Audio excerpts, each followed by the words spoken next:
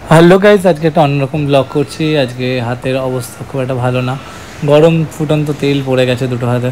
তো ডক্টর দেখাতে যাচ্ছি, চলে এসেছি ডক্টরের চেম্বারে, এসে বসে আছি। জানি না কখন লাইন আসবে, ডক্টরকে বলা ছিল ফোন করে। তো এই প্রেসক্রিপশান ওষুধপত্র দিয়েছে, বেশি ওষুধ দেয়নি, দুটো তিনটে ওষুধ দিয়েছে।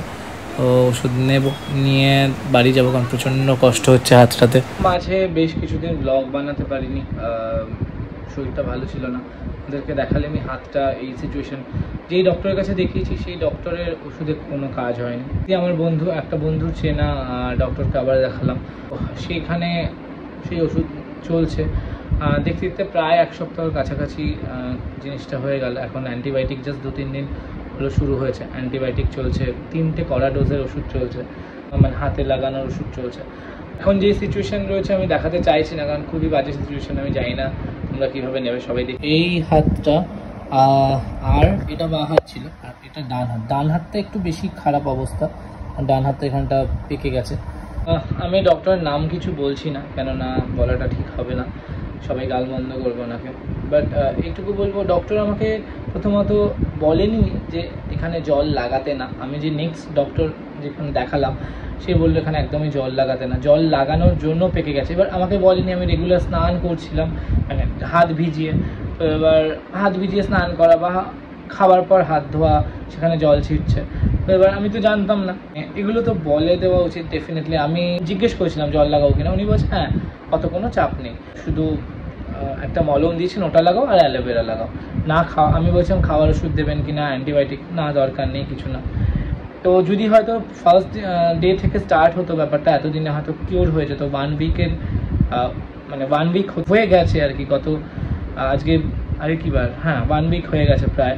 জানি না কেন এত গুরুত্ব দিয়ে দেখলেন না উনি।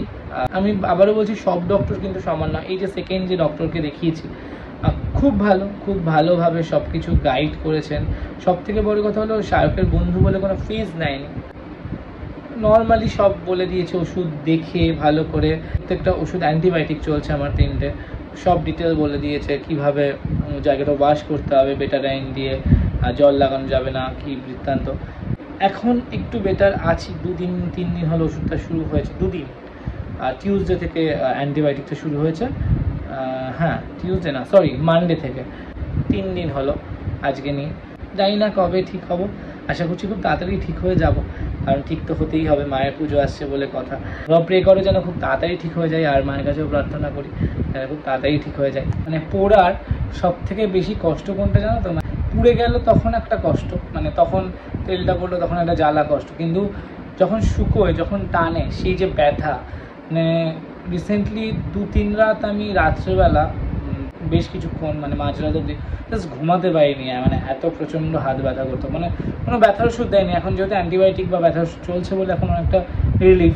বাট এমনও গেছে, মানে রাত্রে শুধু ছটফট করেছি। মানে মঙ্গলবার তো, বৃহস্পতি শুক্রবার থেকে, গত বৃহস্পতি শুক্র শনি এরকম, আর রবিবারও প্রচণ্ড ব্যথা ছিল, ব্যথা। এবং এখনও যদিও এই যে হাতটা ধরো নিচে নামাচ্ছি, হাত যদি নিচে নামাই একটা টান লাগছে, মানে এই পোড়ার পরবর্তীকালে যে টানটা, সেই টানের যা কষ্ট, মানে সেটা আজ আমার হয়েছে এতটা বলে আমি ফিল করছি। কোনো শত্রুর যেন এই জিনিসটা না হয়, মানে খুবই কষ্ট। যাই হোক, সব কিছুর মধ্যে চেষ্টা করছি কিছু কিছু কাজ করার। বাড়িতে বিশাল বকা খাচ্ছি, কোথাও বেরোতে দিচ্ছে না, কিন্তু মন তো চাইছেই বেরোতে, কারণ না বেরোলে কাজগুলো এগোবে না। তাও বাড়িতে থেকে যতটুকু করা যায় ততটুকু করছি, সবাই হেল্প করছে আমাকে, তার জন্য থ্যাংক ইউ সো মাচ। আমার বন্ধুবান্ধব যারা আছে, যেখানে যেসব কাজ আছে, তারা ফোনের মাধ্যমে যতটা করা যায় সবাই হেল্প করছে। আশা করছি খুব তাড়াতাড়ি সুস্থ হয়ে যাব, তোমরাও প্রে করে দিও। টাটা। আজকের মতো এখানেই এন্ড করলাম। পুরনো কিছু ব্লগ রয়েছে, সেগুলো পোস্ট করবো, আর আপডেট অবশ্যই দেবো তোমাদেরকে, সঙ্গে থাকো। টাটা।